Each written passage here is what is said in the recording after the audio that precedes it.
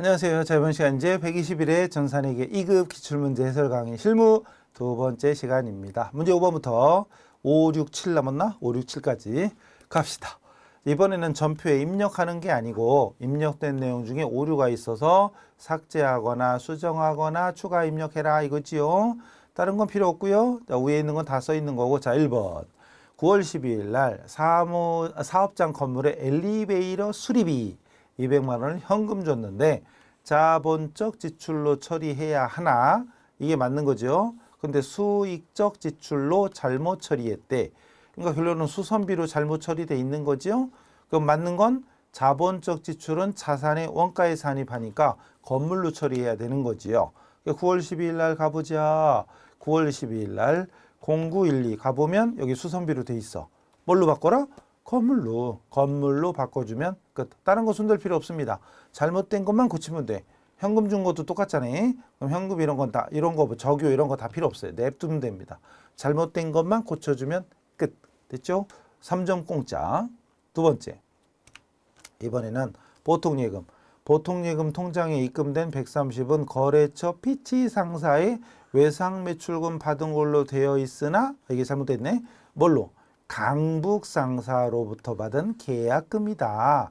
거래처도 바꿔야 되고 이거는 외상매출금이지만 이건 결국 받은 거죠. 계약금을. 이럴 때 쓰는 말은 선수금. 그죠? 선급금하고 선수금 아직도 헷갈리면 안 돼요. 내가 계약금을 준 거면 선급금이고 이건 입금 받은 거잖아요. 받은 거니까 선수금으로 바꿔주면 됩니다.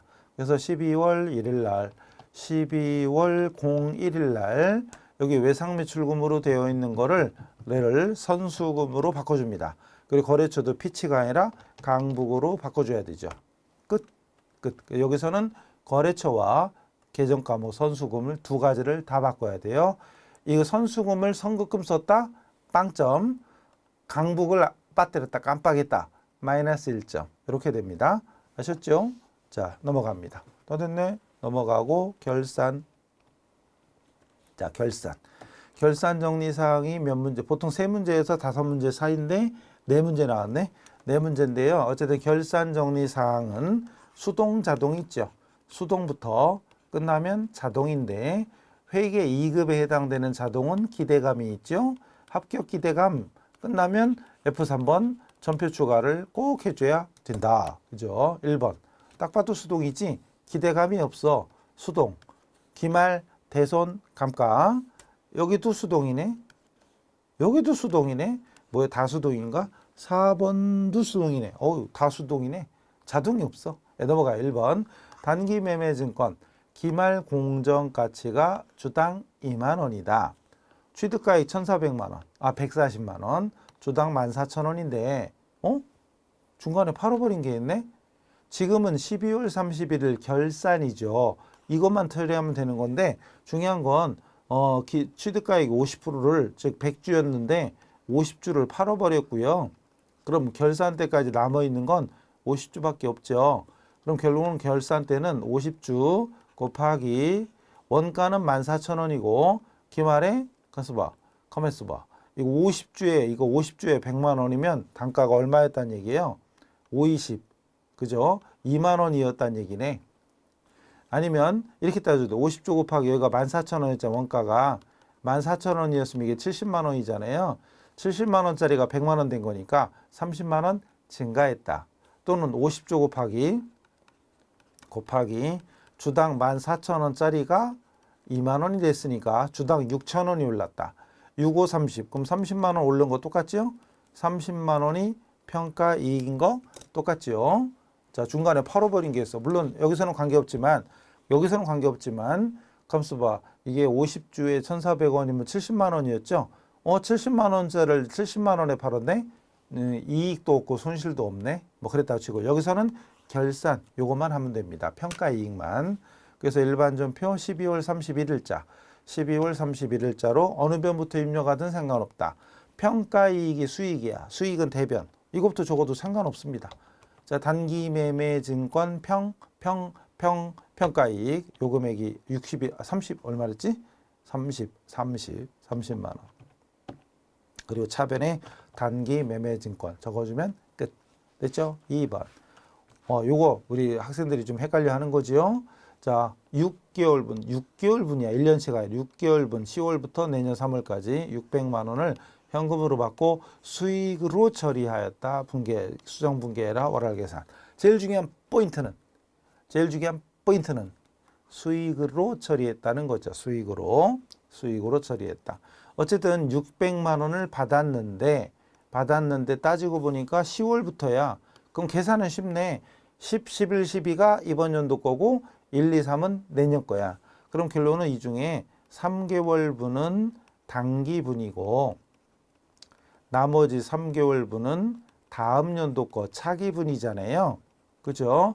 단기분이 또 다른 말로 경과분이라고 하죠. 경과분. 얘는 미경과분이다. 오늘이 12월이니까 12월 현재 기간이 안 지났으니까. 그리고 단기분은 결국은 임대료네. 임대료라는 수익으로 처리해야 되는 거. 요거는 그렇죠. 내년 거니까 내년도에 받을 걸 미리 받았으니까 선수 수익으로 처리해야죠. 임대료와 선수 수익. 결론적으로 이게 이제 결론적으로 맞는 회계 처리. 근데 지금 어떻게 돼 있냐? 수익으로 돼 있다. 그래서 10월 1일 날 받을 때 대변에 임대료로 600만 원이 돼 있는 거죠. 근데 12월 31일 날 뭐 해야 되냐? 결론은 임대료가 300만 원이고 선수 수익이 300만 원 돼야 되는 거죠. 결론은. 그래서 임대료가 600이 아니라 300으로 바꿔야 돼. 그러려면 300을 빼면 되는 거죠. 차변에 임대료 300을 빼주고 대변에 선수 수익으로 바꿔주면 됩니다. 이게 머릿속으로 돌아가야죠. 머릿속으로 문제 읽자마자 수익으로 처리했구나. 그럼 임대료 돼 있었네. 그 중에 내년 거는 빼야 되겠다. 이거 머릿속으로 돼야죠. 그리고 바로 입력하는 겁니다. 그래서 차변에 임대료 수입. 이거 임대료 수입 아니야. 900번대의 임대료로 해야 돼요. 400번대는 내가 부동산 전문 임대업이야. 제가 주업이 상품 파는 게 아니라 임대하는 거예요. 그럴 때는 400번대. 상품 매출이 400번대잖아요. 400번대로 주면 틀려요. 900번대 줘야 돼, 임대료. 그래서 임대료가 300. 그리고 대변에 선수 수익으로 바꿔주면 됩니다. 됐죠? 그리고 여기서 또 이왕 하는 거 여기서도 회계이급도 요즘 이것도 나와요. 자, 이거는 전문용어로 수익처리법이지. 자, 또 한 가지 방법이 있죠. 10월 1일 날 차변에 현금 받고 대변에 선수 수익으로 처리할 수도 있잖아요. 선수 수익 600만 원 이렇게 처리할 수도 있죠. 부채처리법.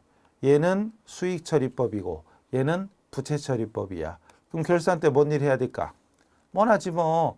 어쨌든 맞는 내용은 이거잖아요. 이게 결론은 맞는 거지. 그럼 선수 수익 600이 아니라 300으로 바꿔줘야 되니까 역시 300을 빼. 그럴 때는 차변에 선수 수익이 300 이렇게 되고 대변에 임대료가 되는 거죠. 이렇게. 그래서 이 분계를 여러분은 구분할 수 있어야 된다. 어떻게 나오든 다 맞출 수 있어야 된다. 수익처리법, 부채처리법 상관없이 무조건 맞춰야 돼요. 할 수 있죠?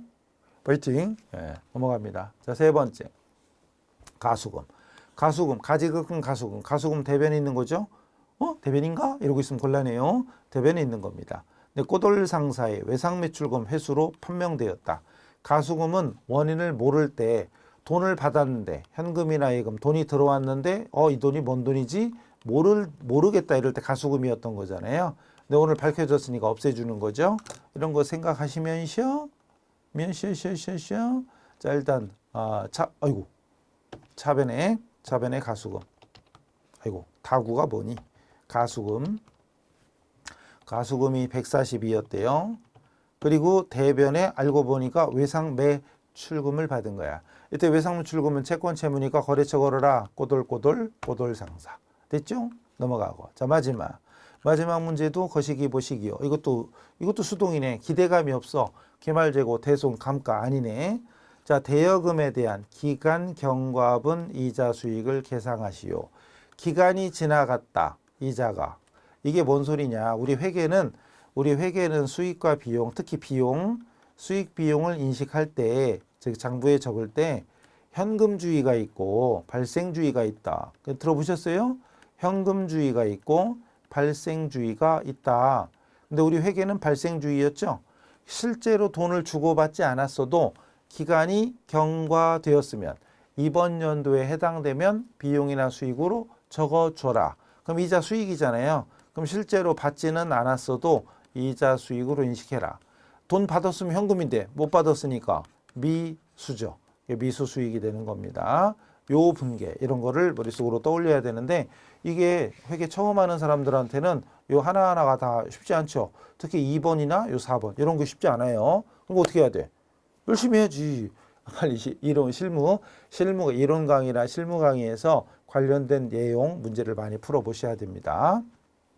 그래서 결국은 자 이것도 자 12월 31일자로 그대로 어느 변부터 입력은 상관없다. 자변에 미수 수익 금액은 얼마였지? 25만 원. 그리고 대변에 이자 수익 적어주면 끝 되겠습니다. 결산 정리사항 4개 끝났네? 없네. 자 문제 마지막이 이제 장부조회. 회계 1, 2급에서는 장부조회가 3문제나 4문제 나와요. 3문제네? 4문제 1번 갑니다. 자 이것도 실무 마지막 편. 실무의 마지막 강의에 이거 있잖아요. 실무 마지막 강의. 그 장부조회 할 때는 키워드를 빨리 찾는 게 중요하다. 첫 번째는 뭐냐? 상반기 1월에서 6월에 복리후생비가 가장 많은 달 지출액은 얼마냐? 자 키워드. 물론 반드시 그걸 보라는 건 아니지만 자 이제 가장 많이 이런 말 나올 때는 총계정원장을 봐라 이런 얘기 기억납니까? 총계정원장을 봐라 이런 거. 왜냐하면 가장 많은 달 이건 1월부터 6월 중에 제일 많은 달이 몇 월인가 한눈에 보려면 총계정원장이 제일 중요하다. 가볼게요. 이건 닫고 이제 총계정원장이 어디 있더라. 여기 가보자. 총계정원장 와보고 상반기 1월부터 6월이죠. 0101부터 0630까지 계정 과목은 복리후생비 그리고 회계이급은 다 800번대니까 811 줍니다. 자 그럼 여기 1월부터 6월까지 쭉 뜨죠. 그 중에 제일 많은 달이 95만 원이네. 그럼 2월이네. 2월에 950. 그래서 다 이제 답안 저장 앞에서 보여드렸죠. 답안 저장 실무 답안 있잖아요. 거기다 2월에 얼마였죠? 95였나? 그죠? 95만 원. 예, 95만 원. 이런 식으로.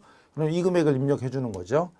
월도 실무 답안에 월도 있었으면 이자를 쓰면 되고 없으면 요거만 금액만 적으면 되죠.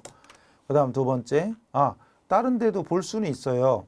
근데 일단 답은 끝났고요. 만약에 벌써 1월부터 6월 그럼 어디 월계표 봐야 되나? 만약 보자. 가까이 거 보자. 월계표 보자. 그러면 01, 06 이렇게 보면은 아니 여기 복리후생비였죠? 복리후생비 여기 있지? 근데 전체 합계만 돼 있지 모르죠. 그럼 더블클릭 해보니까 월별로 돼 있어요. 여긴 1월이고 여긴 2월이고 여긴 3월이고 여기는 4월이고 이렇게 볼 수도 있기는 하죠. 근데 복잡하죠. 이렇게 해도 돼요. 어쨌든 단반 맞으면 돼. 그 다음 또 뭐 없을까? 계정별원장? 가보지 뭐. 계정별원장 갔어. 0101 0630 왔어. 복리후생비 811 왔어. 했더니 여기도 1월달 얼마, 2월달 얼마, 3월달 얼마, 4월달 얼마 볼 수는 있지만 보다시피 복잡해. 결론은 가장 많이 이런 식의 숫자가 나올 때는 이런 글자가 나올 때는 총계정원장이 가장 보기 편하다. 구분되죠? 손익계산서 넘어가요. 손익계산서도 있긴 해. 손익계산서도 복리후생비를 이제 6월 달자로 열어서 복리후생비를 들어가서 더블클릭하면 조금 아까 봤던 게 나옵니다. 그죠? 이렇게 해도 되긴 되지만 총계정원장이 가장 편하다. 자 이번에는 6월 중 발생한 상품 매입 거래는 몇 건이고 몇 건, 그리고 매입 금액은 얼마냐 물어본 게 2개야. 자 먼저 이건 6월 달 것만 궁금하잖아요. 6월 달 것만 궁금하니까 1월 때 1월 개표. 아까 월 개표 잠깐 들어갔었죠. 1월 개표를 보는 게 낫겠지요. 1월 개표 가봅니다. 월 개표 여기 있죠. 월계표. 그 다음 월계표 클릭하시고 6월이니까 0606 6월달 것만 0606 상품 매입거래. 우리가 상품 매입할 때 분계 전표 입력할 때도 상품 매입하면 차변에 상품이잖아요. 차변에 상품이라고 적으니까 상품을 찾아야지. 상품을 찾아야지. 그죠? 근데 몇 건인가 여기 나오냐? 안 나오지. 현금 주고 산 게 상품, 현금 주고 산 게 요게 현금날이잖아요. 현금 주고 산 게 60이고 현금이 아닌 외상이나 어음이나 뭐 이런 것들이 290. 그래서 총 350을 매입했는데 몇 건인가는 없잖아요. 금액은 나와. 그죠? 근데 몇 건인가 안 나오면 어떻게 하냐? 더블클릭 딱 하면은 나오죠. 그 여기 한 건, 두 건, 세 건 보이죠? 현금, 외상, 어음. 골고루네. 그럼 세 건. 요 세 건 290만 원. 그래서 답안 저장에는 몇 건이죠? 물어봤으니까 세 건. 우리가 답안 저장할 때는 숫자만 쓰면 될 거예요. 그 다음에 매입 금액은 얼마였지? 290이었나? 아닌가? 얼마였지? 350. 이게 아니고 350만 원. 그래서 실무 답안 입력하는 거 아까 맨 앞에 보여드렸죠. 거기다가 350 이렇게 입력해 주면 됩니다. 마지막 문제인가? 드디어 마지막 문제. 6월 30일 현재 샛별 상사에 지급해야 될 외상 매입금과 보통은 계정 과목이 하나인데 여기는 두 개네. 자, 이게 합계는 얼마냐? 요거 두 개 합계. 샛별 상사에 6월 30일 현재 샛별 상사에 갚을 외상값 미지급금. 오랜만에 나왔네. 아예 안 나온 건 아니고 나온 적이 있긴 해요. 보통은 계정 과목이 하나인데 여기는 두 개야. 그럼 이럴 때는 여기 일단 여기서 키워드. 제일 중요한 포인트. 포인트는 샛별이지 샛별. 즉 거래처명. 거래처 글자나 거래처 명이 나올 때는 거래처 원장을 확인해라. 그런데 보통 계정 과목이 하나일 때는 계정 거래처 원장을 보면 일단 봐요. 일단 보자. 닫고 일단 자 여기 보니까 거래처 원장이 있잖아요. 근데 여기 오랜만에 보네. 거래처 원장이 있고 거래처별 계정 과목별 원장이 있잖아요. 거래처 원장과 거래처별 계정 과목별 원장이 있죠. 뭔 차이인지 아셔요? 실기 강의를 들었어야 돼. 물론 안 들어도 눈치껏 알아도 되지만. 그러니까 결론은 거래처가 계정 과목이 하나일 때는 거래처 원장 보면 되는데 지금처럼 계정 과목이 두 개 이상 볼 때는 거래처별 계정 과목별 원장이잖아요. 그러니까 계정 과목이 여러 개일 때는 요 두 번째 거 보는 게 나아요. 근데 일단 거래처 원장 가볼게요. 그럼 거래처 원장을 가서 먼저 6월 말 현재니까 1월부터 6월이죠. 6월 중이면 6월부터 6월이지만 6월 1일부터 6월 30일이지만 6월 30일 현재면 1월부터입니다. 0101에서 0630 계정 과목 두 개야. 외상 매입금, 미지급금. 근데 두 개를 쓸 수는 없어요. 여기는. 일단 외상 매입금만 검색하고 거래처도 샛별만 불러오려면 여기서 거래처 여기서 F2번 눌러서 샛별만 치면 되는데 저같이 귀차니즘 있는 사람은 에라 모르겠다 냅다 엔터 쳐.